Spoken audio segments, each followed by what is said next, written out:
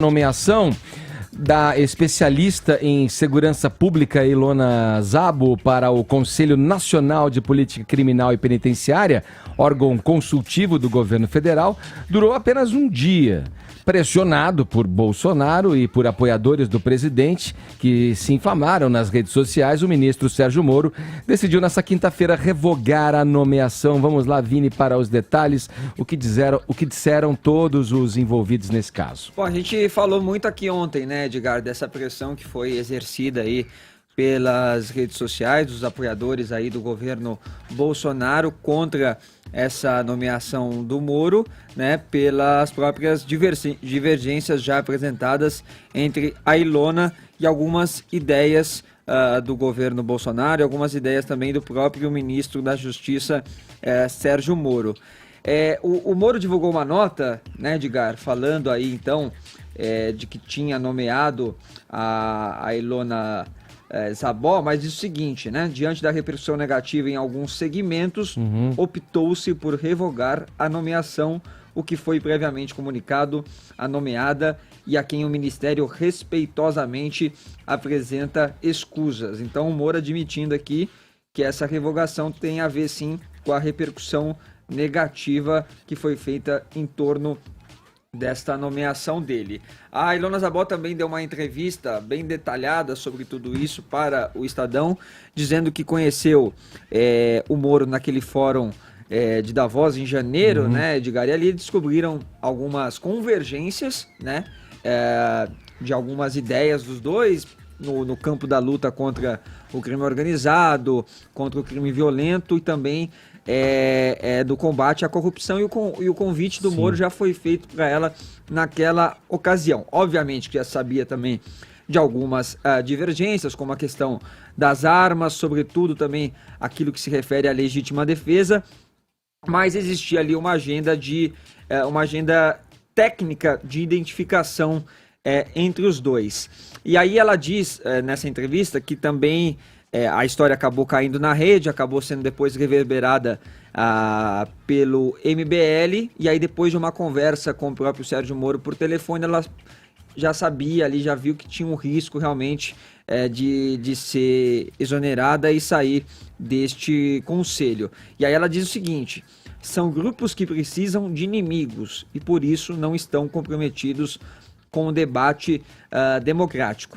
Ela contou que o Moro pediu desculpas, disse que se lamentava, mas que se sentia pressionado porque o presidente Bolsonaro não sustentava a escolha na base dele. E ela também viu o paralelo do caso dela com também o do Mozart Araújo, que foi um outro nome técnico que acabou sendo desconvidado do Ministério da Educação. Isso. Sim. Ela fala o seguinte, nos dois casos, ganha a polarização e perde o Brasil. Ficou muito claro nos dois episódios que o presidente Bolsonaro ainda não se elevou à altura do cargo que ocupa. Um presidente tem que construir diálogos e consensos. Acho que os brasileiros estão cansados disso. Uma prova é todas as mensagens de apoio que recebi quando decidi ir para o governo, muitas delas de gente que votou contra o Bolsonaro. Os brasileiros querem quem pense no país, não gente que fica procurando inimigos. Ela diz agora que tem a intenção de continuar o trabalho dela lá no Instituto Igarapé e com isso também construir alguma ponte, alguma forma de diálogo aí ainda com o governo, com a sociedade civil, e terminou dizendo o seguinte: lamento que o presidente não tenha conseguido falar com sua base, jogar pedra é fácil, difícil é sentar junto e trabalhar. O Brasil precisa de gente que faça isso. Do outro lado, teve a comemoração, né? Daqueles que estavam criticando tanto a nomeação dela, agora comemoraram o fato da exoneração. A gente vai mostrar aqui alguns tweets, por exemplo, do Leandro Ruschel, que diz o seguinte, primeiro, pode voltar então, do Leandro Ruschel, isso. A esquerdinha Ilona Szabo será afastada do Conselho de Política Criminal. Parabéns ao Jair Bolsonaro por enquadrar o ministro. O Eduardo Bolsonaro, filho de Jair Bolsonaro, deputado federal, diz: após a exoneração de Ilona Szabo, outro que era contra o projeto anticrime de Moro pediu para sair. O desarmamentista Renato Sérgio de Lima, do Conselho Nacional de Segurança Pública e Defesa Social, dispensou-se em solidariedade a Szabo E aí bateu palmas e a hashtag grande dia. Fabrício Rebelo fala, para muito além da mera ideologia política de Ilona Zabó, há a parte técnica da segurança pública. O Instituto Igarapé defende todo o progressismo que nos levou ao caos da insegurança que vivemos. Como poderia aconselhar um governo com real proposta de reversão nessa área? E o Bene Barbosa, especialista em segurança pública, também te mostrou ontem, né? As críticas que ele estava fazendo a essa nomeação. Ele disse que agora a Ilona está fora, pelo menos do cargo. Moro fez o que era correto. Parabéns ao ministro e a todos que protestaram e pressionaram. Agora fico imaginando a cara do pessoal que veio me dizer que ele não tinha opção e eu estava espalhando fake news. Foram aí as manifestações daqueles que agora estão comemorando a exoneração de Ilona Zabó, viu, Edgar? Sim, vendo aí os que se manifestaram, né?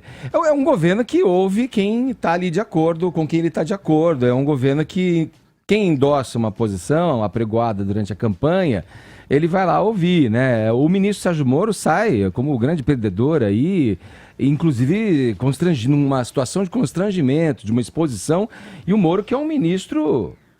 Que tinha carta branca. Ministro-chave. Eu vou passar a bola para o comentário do Caio, que também falou um pouco aqui no programa sobre essa questão, dela participar de um conselho que não era deliberativo, que não tinha uma decisão ali, mas que ia compor uma ideia um pouco mais abrangente de visões com relação à questão da segurança humana. Essa questão da carta branca, por exemplo, que o Fefito se refere aí, Caio, não era bem assim, né? Na prática não se mostrou que o ministro vai poder fazer o que ele pensa, o que ele tem como visão para a área onde ele vai atuar, porque vai ter sempre um presidente ali dizendo não é do meu jeito, não concordo. Bom, a gente vive num sistema presidencialista e que a hierarquia é muito clara, né? Do ponto de vista do Bolsonaro, a atitude dele me lembra muito a dica que o Mano Brown deu para o PT. Volta para a base. Isso é fundamental. O diálogo com a sua base eleitoral ou com seus entusiastas é muito importante e mostra viés democrático. Ontem a gente discutiu, né, os benefícios e os malefícios de ter uma voz tão dissonante no seio do governo, ainda que num órgão consultivo, né, feita todas essas ressalvas. E aí, refletindo bastante sobre o que a gente conversou, eu cheguei novamente à conclusão, e aqui eu discordo, né, dos queridos colegas, de que ter a Ilona Zabó seria ruim sim, da mesma forma que uma voz desafinada prejudica um coral.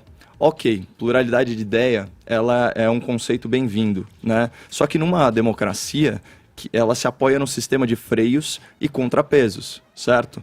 Então, forças externas ao executivo, elas provocam o debate, já provocam o debate e contestam, né, as políticas públicas. Quem são essas forças exógenas? É a imprensa, é o poder legislativo e o poder judiciário e a sociedade civil organizada, né, como os institutos, as ONGs, as associações e por aí vai.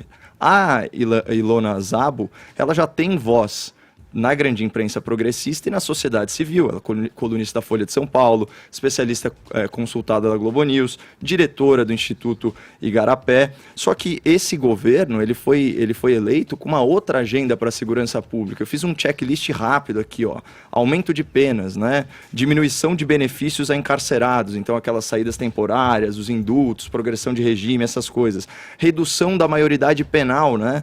Para que delinquentes como homicidas e estupradores entre 16 e 18 anos paguem pelas monstruosidades que cometem. Direito à legítima defesa contra a tirania do crime com a posse de arma, criminalização do consumo de drogas. A Ilona Zabó, ela discorda dessas políticas fundamentais, elementares. Então, eu queria só colocar uma reflexão de que divergência interna nem sempre é saudável, né? Se a gente puder voltar aí ao campo das metáforas, a gente pode pensar na realidade de uma casa, né? Se o pai e a mãe eles discordam fundamentalmente, certo? Sobre como educar os filhos, sobre se é válido ou não contrair uma dívida, né? Isso vai produzir muito mais problema do que benefício para a harmonia do lar. Da mesma forma, um governo. Então, coesão, coerência e alinhamento, eles são valores positivos. Então, Caio, só para fechar aqui, eu acho que a divergência, ela pode vir de forças externas e o governo deve sim ouvir a divergência, ele deve sim respeitar a divergência, mas ele não necessariamente tem que reproduzi-la. Agora, na questão da pressão das redes sociais, né? Porque eu até fiz essa comparação com você lá na redação. Acho que me lembrou muito aquele técnico de futebol que a torcida fica no cangote dele pedindo pra mudar o jogador, troca. E às vezes na entrevista o cara chega e fala, ó, se eu trocar todo mundo que a torcida quer, meu time vai perder a mão aqui, né? Eu vou perder o meu grupo. Você acha isso perigoso? O Bolsonaro ceder essas pressões das redes sociais? Porque isso, por enquanto, tá nessa decisão aí da Ilana, depois pode vir para uma questão de reforma da Previdência, por exemplo. É que assim, eu sempre vou ter uma resposta um pouco enviesada em relação a isso, porque eu aprecio muito a via de mão dupla. Então, por exemplo, eu acho muito válido, isso é um dado do conservadorismo mesmo, de fazer as mudanças virem da base para o topo e não do topo para a base. Então, quando rola um top-down, com o qual a base não se identifica, eu acho muito positivo ter o canal de diálogo direto. Você usou a analogia da torcida, poderia ser usada inclusive a analogia da torcida organizada, né? Então os grupos da sociedade civil, os movimentos das redes sociais e tal, né? A ala vamos dizer assim, mais entusiasmada do bolsonarismo.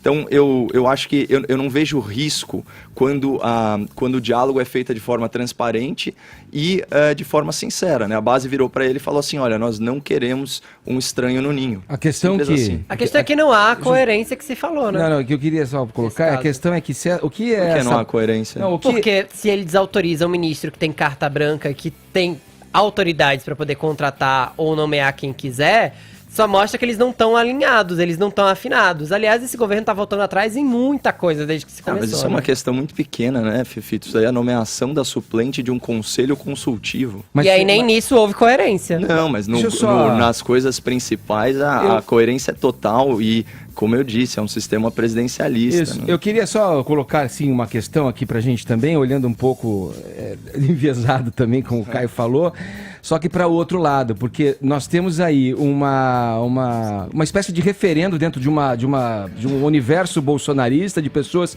que o influenciam em seu governo, pessoas que através das mídias sociais se expressam e de alguma maneira parece que até agora chegam até o presidente a ponto dele mudar questões e mudar direções e reafirmar promessas de campanha, enfim. Mas o que eu gostaria de colocar é que, inclusive, pela questão dos próprios militares, né, a intelectualidade do militarismo, muitos deles têm pensamentos que vão e que incomodam, né, nesse governo e na maneira como ele vem conduzindo as coisas. Nessa questão da Ilona Zabó, né, da Zabo, do Instituto Igarapé, do qual ela é diretora, criadora desse instituto, esse cara que assumiu a Casa Civil, o general Floriano Peixoto, ele tem um termo, ele não é um membro do conselho desse instituto, mas ele tem um termo chamado, ele é um senior fellow, que ele participa das conversas e dos diálogos em torno da questão que envolve a segurança pública.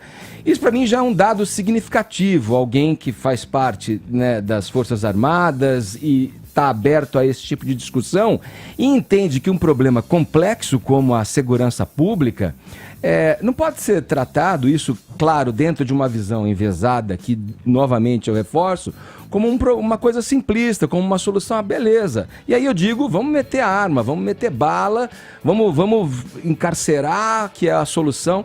Ela é uma voz dissonante, como você falou, Caio, e tem outro entendimento de qual seria a solução. Aí sim, uma solução talvez a médio, longo prazo, para que esses índices, esses dados, que muitos fazem sentido, você tem que apertar o cerco mesmo como contra criminosos em potencial, contra as organizações criminosas, mas tem uma questão que deve ser levada em conta, porque o problema ele não é só, vamos lá, arma. Quer dizer, essa é a minha visão, né? Arma, bota a arma, flexibiliza, vamos dar o direito, alegando aí a liberdade individual. Tudo. É um problema muito mais complexo que passa por várias questões que impedem que esse problema seja resolvido do dia para a noite. Isso não vai ser resolvido assim, ó, no estalar de dedos, achar que a gente agora está seguro porque tem um revólver no coutre ali. Eu acho que perdeu-se a oportunidade de demonstrar pelo menos uma abertura para um diálogo ao contraditório, ao distinto. Só isso que eu penso. Eu acho que esse governo ele foi de fato eleito num ambiente de polarização. E nesse sentido, ele mantém a coerência. Não me surpreende. Coerência. Não estou surpreso pela decisão e pelos caminhos que vão sendo tomados. Mas tem uma coisa importante. Mas uma coisa destacar. que eu questiono, Caio, só para complementar, é assim, essa grita toda, essa bolha, esse referendo, que parece informalmente acontece um referendo, joga-se um tema. Foi impressionante. Aí tem uma grita, aí vem um referendo de quem está lá. Qual é a relevância desse grupo frente à totalidade de eleitores que colocaram o Bolsonaro lá?